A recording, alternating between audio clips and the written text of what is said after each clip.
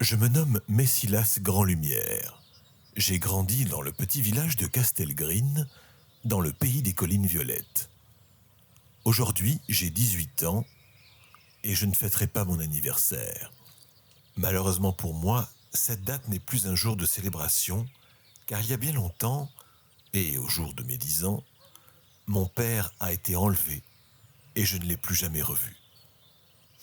Il s'agissait de sorciers de la confrérie noire. Je n'avais jamais compris pourquoi ils étaient venus l'enlever, mais je comptais bien le découvrir un jour. Je me souviendrai toujours de ces drôles d'accoutrements qu'ils portaient. Je ne sais pas si c'était du cuir ou une peau d'animal. Ils avaient le visage caché, les yeux brillants, et une sorte de signe sur la poitrine, en forme d'étoile. J'ai ainsi grandi avec cette impression de ne jamais pouvoir le revoir. Il m'avait tant appris. Mon père était un grand sorcier, et je pense que ces hommes le recherchaient pour une bonne raison. Peut-être était-il un danger, ou peut-être fallait-il le capturer pour son savoir. Je ne le savais pas. De mon côté, je connaissais quelques sorts de botanique et de guérison. Mon père m'avait appris 2 sorts de combat pour me défendre. Le premier était un éclair de foudre, et le second, une lame de feu très puissante. Je ne m'en étais servi que rarement, mais je comptais bien apprendre d'autres sorts pour mon propre savoir. Un vieil ami de la famille, qui était aussi le maire du village, m'avait indiqué que mon père avait dissimulé un parchemin d'apprentissage de sorts dans une vieille grotte à l'extérieur du village. Après tout, j'avais 18 ans. Pourquoi ne pas m'offrir un cadeau à moi-même, au point où j'en étais? Et puis ce parchemin appartenait à mon père. Il fallait donc que je le récupère. Il y avait apparemment un sort assez rare à apprendre. Il me le fallait absolument. Alors Toda, qui était le maire du village, m'indiqua le chemin à suivre. Je me mis en route sans perdre une seule seconde, en pensant à ce que j'allais trouver. Environ 2 heures plus tard, je me trouvais à l'entrée de cette grotte. Une odeur nauséabonde en sortait. Une odeur d'humidité, de mort. Une odeur de vieux tissus, de vieilles pierres mouillées. Quelques centaines de mètres plus loin, à l'intérieur, je me retrouvais obligé d'enjamber des morceaux de crâne brisés, d'os, de vieilles vaisselles rouillées, de bouquins, toutes sortes d'objets incongrus dont je ne me souciais guère. Je découvris ensuite une sorte de vieille salle bizarre, avec des inscriptions sur les murs. J'avançai calmement et sûrement, et puis j'aperçus une sorte de feuille qui tenait sur des toiles d'araignée. Attendez, mais c'est bien lui, le parchemin d'invisibilité? Absolument incroyable. Ce parchemin est très rare. Je comprends maintenant pourquoi mon père l'a caché dans cette grotte.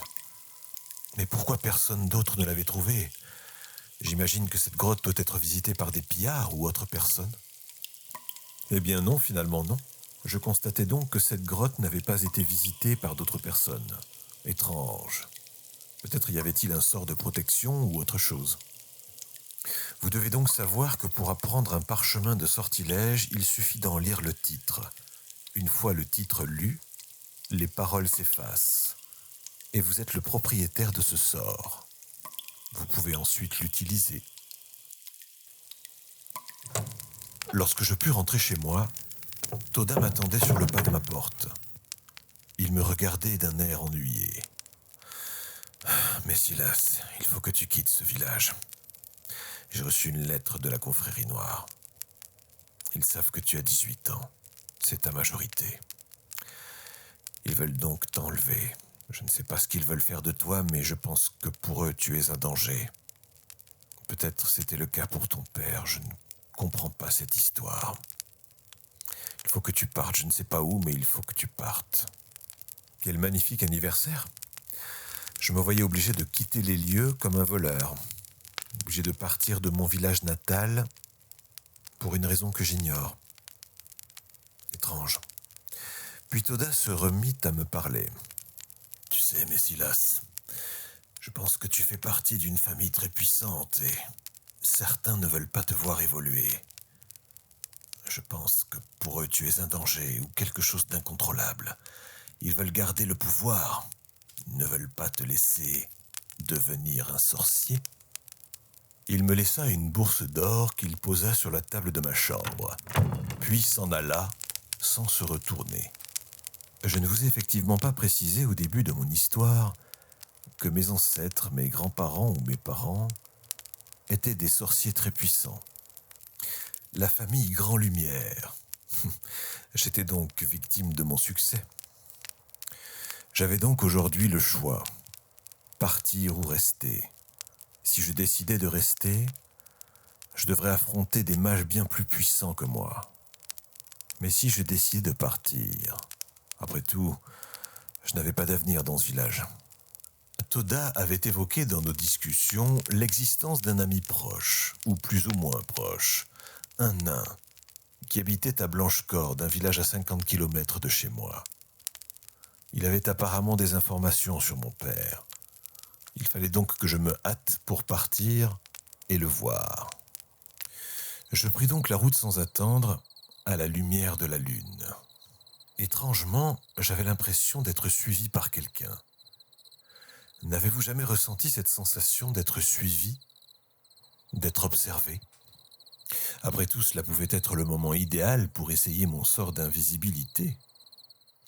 Je me mis donc à prononcer immédiatement la formule et observa mon corps disparaître doucement à la lumière de la lune.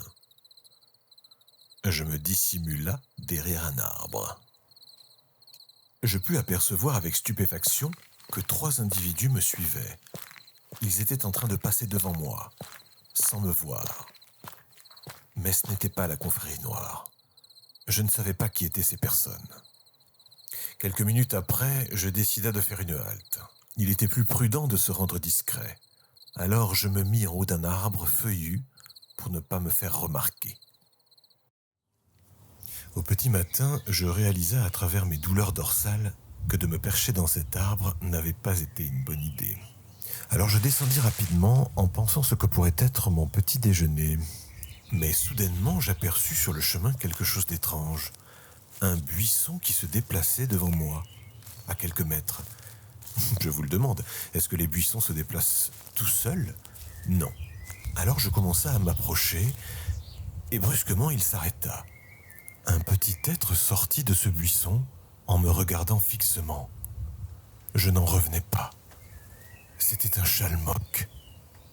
Les chalmocs sont extrêmement rares, où il est pratiquement impossible d'en observer. Il posa son sac sur le sol, qui pour moi avait la taille d'une bourse d'argent. Il me regardait d'un air effrayé en me menaçant de sa petite pique en bois. Puis posa la pique par terre et commença à me parler. « Vous m'avez volé mon arbre, humain. C'est mon arbre. Vous n'avez pas à dormir dedans. Il est petit, il est fait pour moi. Il n'est pas fait pour vous. Vous êtes un humain, vous êtes trop grand. » J'étais absolument subjugué en le regardant, car seules quelques personnes que je connaissais se vantaient d'avoir parlé à un chalmoc ou même d'en avoir aperçu. « Je vous ai observé hier soir, humain. Vous avez un drôle de pouvoir. Vous arrivez à disparaître. Même ma grand-mère ne savait pas faire cela. Mais j'ai compris que c'était pour échapper à ces hommes. » Eh bien oui, j'avoue que j'ai voulu me cacher hier soir, j'ai eu peur et... Enfin, je ne savais pas qui étaient ces personnes. Je crois que je suis recherché par une organisation et je voulais me protéger. Oui, c'est ce qu'on dit. Vous savez, nous les chalmocs, nous sommes des grands observateurs de la forêt, mais nous connaissons beaucoup de choses. Je pense que vous êtes très puissant, mais vous ne le savez pas encore. En tout cas, ce sort ne m'a jamais été présenté, ou du moins je ne l'ai jamais vu avant. Alors tout d'abord, ce chalmoc m'observait, m'espionnait et me parlait maintenant de magie. J'aurais tout vu ce matin. Et en plus, j'avais le ventre vide. Écoutez, cher humain, je suis irrésistiblement attiré par l'or ou les pièces d'or, ou tout ce qui ressemble à de l'or. Si vous aviez une pièce d'or à me donner, je pourrais vous échanger quelque chose de rare, un cadeau ou un objet. » Alors je lui tendis immédiatement une pièce d'or que je possédais. Il la regarda attentivement, puis me fit un grand sourire. Il sortit de sa petite poche de cuir une grappe de framboises un peu vieillie. « Je vous invite à déguster ces délicieuses framboises de la forêt violette. Tous les matins, j'en fais mon petit déjeuner. Et j'ai vu que vous n'aviez pas petit déjeuner. Je vous offre aussi cette petite pierre bleue. » Il s'agissait là d'une pierre de tétra. C'était une pierre extrêmement rare à trouver. Dans les anciens récits, on dit que cette pierre s'illumine fortement lorsque des sorciers ou des mages se trouvent à proximité. En général, ces pierres sont positionnées sur des bracelets, des colliers ou même des bagues. Eh bien, je vous remercie, cher ami. Je ne sais pas quoi dire, c'est un très beau cadeau. N'en faites rien. Je vous donne ce cadeau avec plaisir. Mais quelque chose me dit que vous en aurez besoin plus tard. Merci. Ou peut-être demain, après-demain. Je ne sais pas, Ou peut-être ce soir. Ou peut-être... Puis il se retourna et continua son chemin. Je ne me rendais pas compte à quel point j'avais eu la chance de rencontrer un petit être comme cela. Je repris ma route en direction de Blanche-Corde en espérant trouver ce nain. Qui pouvait-il être exactement ? Je ne connaissais ni son nom et ne connaissais pas son apparence. J'espérais donc qu'il me donnerait des informations sur mon père.